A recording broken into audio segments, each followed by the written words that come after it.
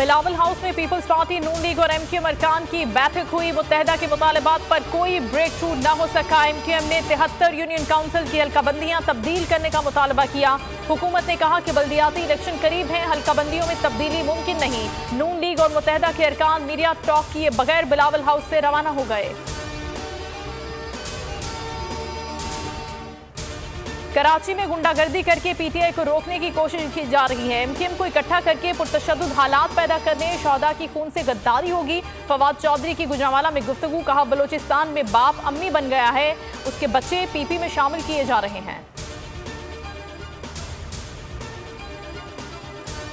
कानून की हुक्मरानी के लिए एस्टैब्लिशमेंट हमारे साथ खड़ी हो जाए तो पाकिस्तान को दलदल से निकालने का ये पहला कदम होगा। इमरान खान का इंटरव्यू, कहा एस्टैब्लिशमेंट ने साफ और शफाफ इलेक्शन का फैसला न किया तो मुल्क का कोई मुस्तकबिल नहीं रहेगा। मौजूदा हुकूमत के पास दलदल से निकलने का कोई हल नहीं। टेक्नोक्रेट हुकूमत से भी मसाइल हल नहीं होंगे। बहरानों से निकलने का वाहिद रास्ता इलेक्शन है।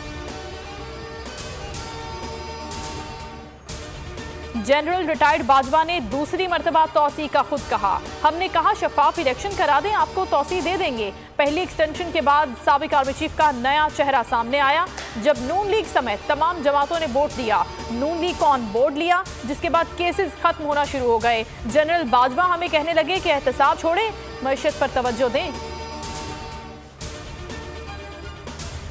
महंगाई के खिलाफ कप्तान मैदान में आ गए। जमान पार्क में पार्टी तर्जुमानों का इजलास। इमरान खान ने तर्जुमानों को हिदायत की कि तबाहाल मईशत और महंगाई के हक़ाइक़ अवाम तक पहुँचाएँ। अफरात ज़र के खिलाफ पीटीआई रैलियों में लोगों को मुतहर्रिक किया जाए।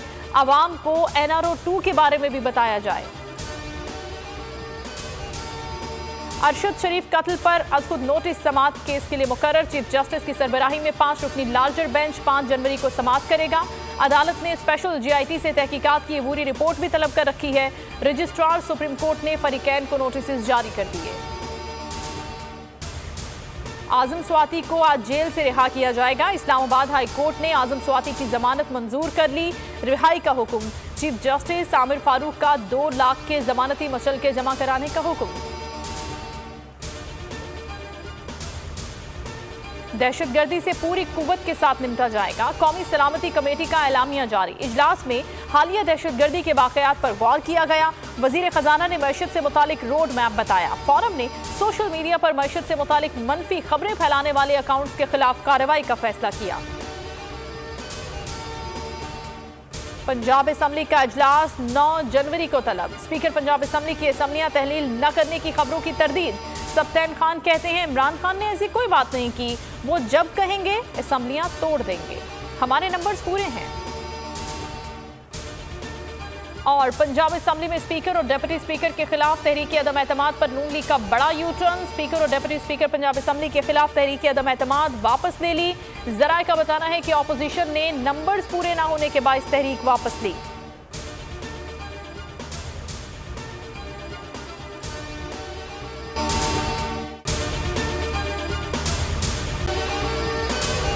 अगर आपको ये वीडियो पसंद आई है तो हमारे चैनल को सब्सक्राइब करें और बेल आइकन को प्रेस करें।